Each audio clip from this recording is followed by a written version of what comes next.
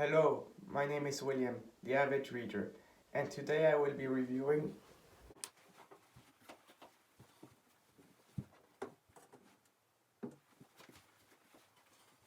Theories of International Politics and Zombies, written in 2011 by Daniel W. Drezner. So this is a quite short book, and I've understood that it's, I think, an academic book, even if there's some interesting political humor.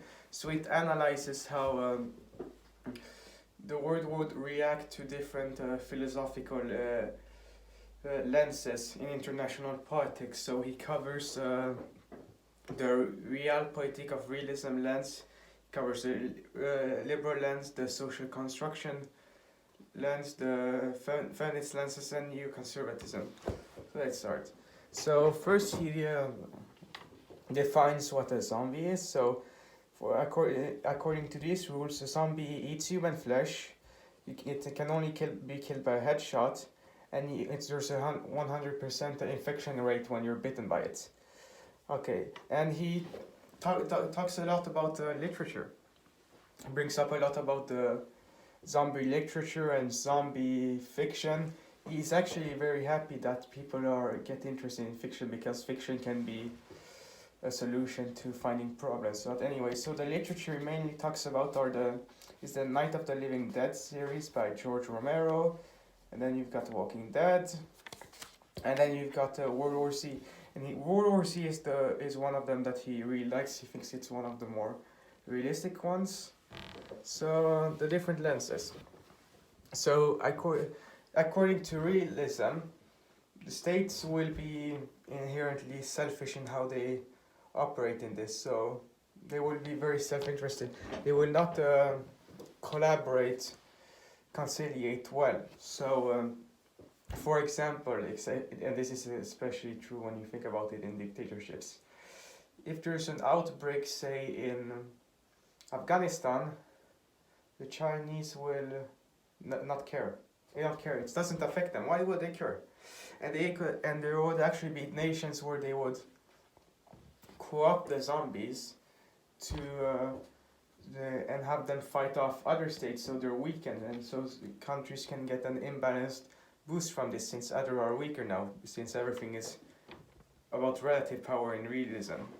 Then you've got the liberal lens, that people will cooperate, the institutions will work well. So yes, that's quite simple, but you must also remember that they believe that people are altruistic.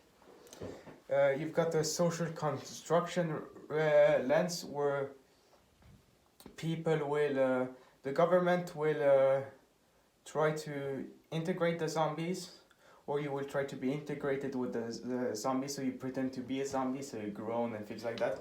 You become disgusting. So they want to eliminate the difference between a zombie and a human, and one of the solutions to preparing for this would be to eliminate all false literature and fiction on zombies, since a lot of it is apocalyptic, and it's not that apocalyptic. It's exaggerated zombies they believe in, but they can be authoritarian. And then you've got the feminist lenses. So you've got the liberal lens of feminism, where the zombies will force men and women to be equal. It will break down gender norms, they believe. And there are several examples. All these examples are given from the books and the movies and the TV series about this. And the critical lens of feminism believes that it will be used to women oppression. For example, there will be more prostitution and sex trafficking. And then you've got the post-constructionist that is more nuanced, and it's similar to the social construction, where the zombies will be integrated between each other with us. And then you've got neoconservatism, which is would view zombies as the axis of evil, so they would try to destroy it by force very quickly. However, the problem with that is that they will equalize it other things, so with terrorism or with rogue states, so they would put them in an axis of evil. Thus, they're not focusing on it enough. They're not focusing on it exclusively, or enough. And then how would the domestic policy respond to this? Because domestic policy isn't irrelevant in international politics. So the United States are beholden to the voters. So they would probably, if the situation is grave, they would try to respond quickly. But and the executive branch would have a lot of power initially, but the legislative and the courts would slowly and surely restrict the capabilities of the executives to act. So it could become ineffective if they don't react quickly enough, because they don't have that power anymore. And then you've got the Chinese way, an authoritarian system where it's kept in power by its elites. So their priority is they would maybe want to shut down this pandemic, but to stop panic, they would say you have censorship, and then their priority is to have keep the elite safe. So you could have two classes of people. You could have the elite put in one place where the zombies will never come. It's a safe zone, and then for everyone else, well, they can be eaten. And then turns out he doesn't just mention ideologies. He mentions things in general. So how would bureaucracy operate under this? Well, he mainly uses the United States as an example of this. He's an American. So there are tons of different departments and agencies that would be involved in it. You would have the military, the National Guard, the police, Homeland Security, the Center for Disease Control, and there would be a grapple for who takes the lead, and it could become bloody. So you will have factions, and they would make a lot of mistakes initially. Probably it's mentioned that, for example, a police officer in the United States is trained to shoot to the chest, to shoot in the torso, but when you want to kill a zombie, you have to shoot him in the head. You need a headshot. So they would not be properly trained for this yet. And here's the thing. When they've understood a good strategy, the government, the legislative, will already have restricted their capacity to be affected, so they respect rights. So they respect constitutional law. They don't adapt to the problem fast enough. But the one important point is that, and this would be encouraged in new fiction, and it's true in fiction like World War Z, where in reality, if you have zombies that come over here in the world, zombies become a pandemic, a problem, the governments won't just collapse. They just won't. So weaker countries will be at much larger risk of collapsing, but a developed economy like the United States will probably not collapse. It may spread very quickly, but they don't collapse immediately, at least, that's for sure. And there's large bureaucracies to keep these things in check, these monsters in check. But the psychology of this is that people can panic because of this.